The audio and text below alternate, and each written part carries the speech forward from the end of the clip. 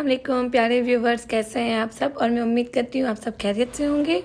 और भाई मेरी तो सुबह हो गई है, तो व्लॉग स्टार्ट किया है नाश्ते से। पहले तो बहुत तेज़ भूख लगी थी, उठते ही नाश्ता किया और फिर नाश्ता करने के बाद समझ ही नहीं आ रहा था कि क्या करना चाहिए। बहुत दिनों से सोच रही थी कि अब बच्चों को स्कूल लगा देना चाहिए। अब वहाँ से स्कूल चेंज हुआ है, यहाँ स्कूल नया ढूंढना, तो बहुत दिन लगेंगे स्कूल ढूंढने में भी। तो काफ़ी दिन तो सिर्फ सोचने में ही लग गए कि स्कूल बच्चों को बिठाना है। अब खिज़र को भी स्कूल बिठाना है और अहमद रज़ा की स्कूल भी शिफ्ट होगी। तो यहाँ बहुत ज़्यादा स्कूलें ढूंढी मैंने, 3-4 स्कूलों की मैंने विज़िट की। लेकिन प्रॉब्लम यही आ रहा है कि खिज़र को अलग स्कूल में एडमिशन मिल रहा है और अहमद को अलग स्कूल में।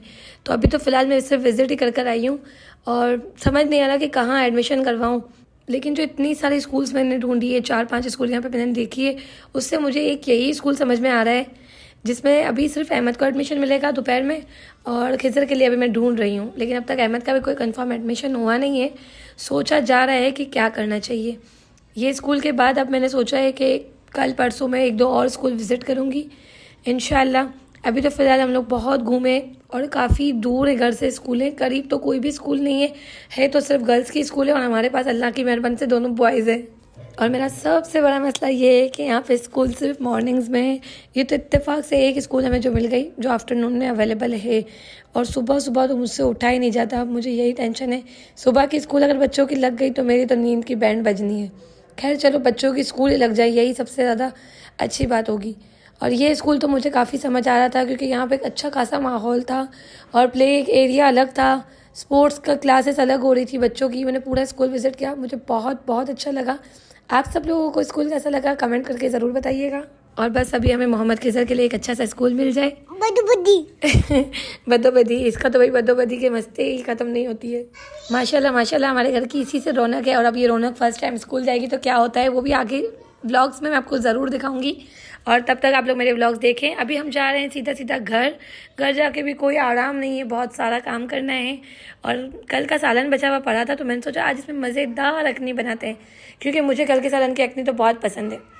और इसमें कोई ज़्यादा मेहनत भी नहीं है, फटाफट तेल गरम करो, करी पत्ते डालो, हरी मिर्च डालो और फिर जो बचा हुआ सालन हो वो डाल दो। जब तक सालन भुन रहा है तब तक मैंने सोचा घर में पोछे लगा देते हैं, तब तक थोड़ा सा मसाला भुन जाएगा।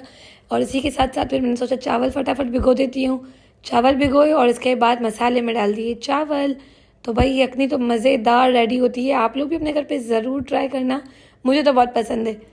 और इसके बाद अखनी रेडी हो गई, हम लोग सब ने मिलके दोपहर का खाना खाया। खाना वगैरह खाने के बाद हम बस बैठे थे फ्री होके।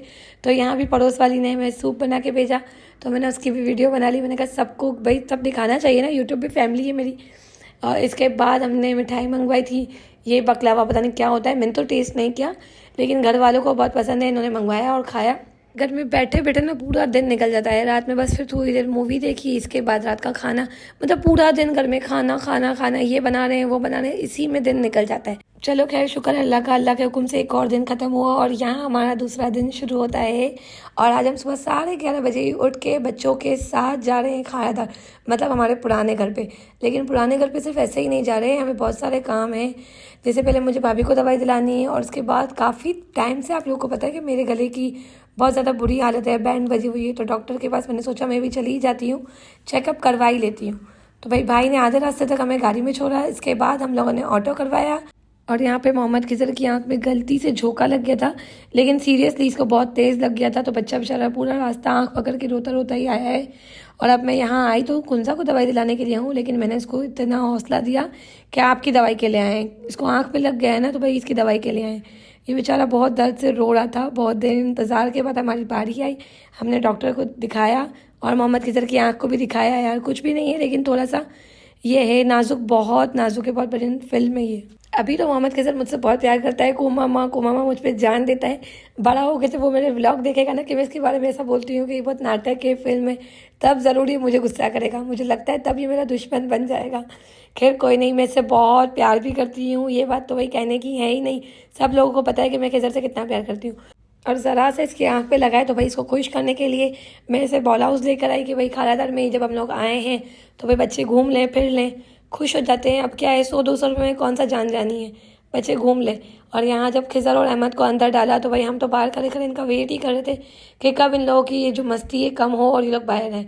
और खिज़र को यहाँ पे इसको आँख में देखो 1 मिनट भी दर्द नहीं हुआ है। हाँ, लेकिन जब ये बाहर आएगा ना तो इसे बेचारे को बाहर आते ही फ़ौरन दर्द शुरू हो गया है।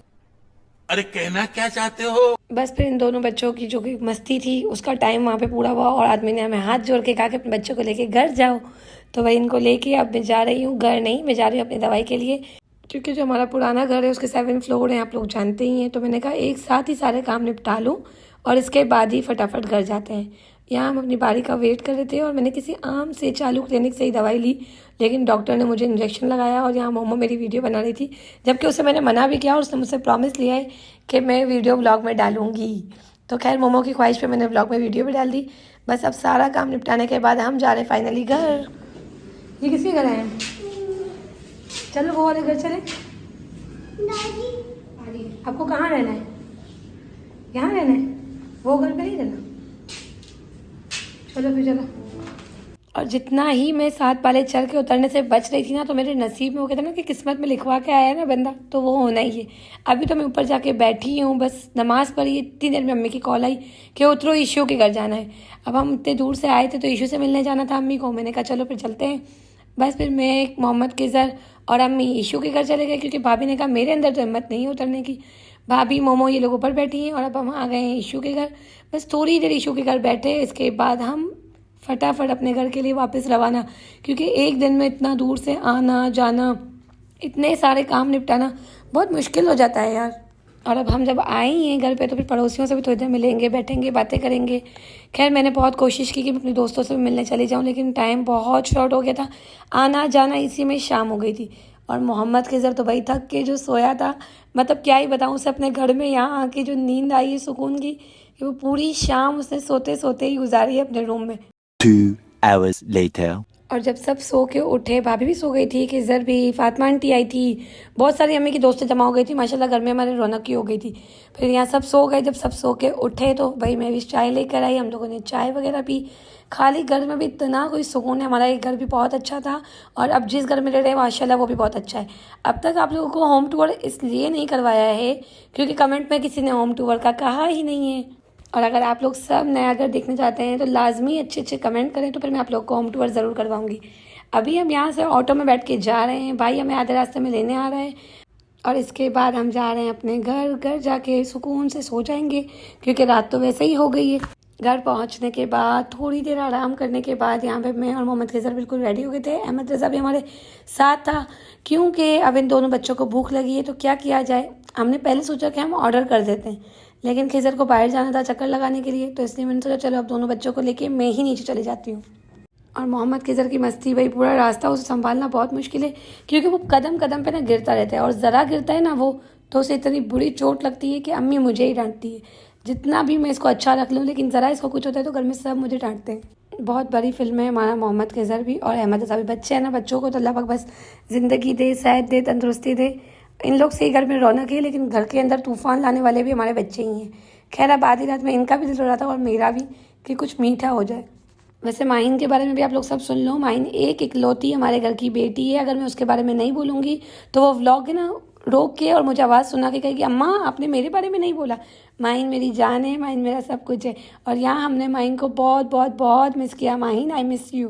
मोहम्मद किज़र को फ्राइज़ दिला के दिया, अहमद रज़ा के लिए रबड़ी ली। रबड़ी अहमद रज़ा के साथ साथ मैं भी खाऊंगी, मुझे भी बहुत पसंद है। बस फिर बच्चों को थोड़ी सी चीज़ दिला के दी और उसके बाद हम लोग घर आ गए। और आज का मेरा ये व्लॉग इतना ही। उम्मीद करती हूँ आप सबको मेरा व्लॉग पसंद आएगा। कैसा लगा कमेंट करके ज़रूर बताइएगा। अपना बहुत सारा ख्याल रखिएगा। मिलते हैं नेक्स्ट व्लॉग में, तब तक के लिए अल्लाह हाफ़िज़।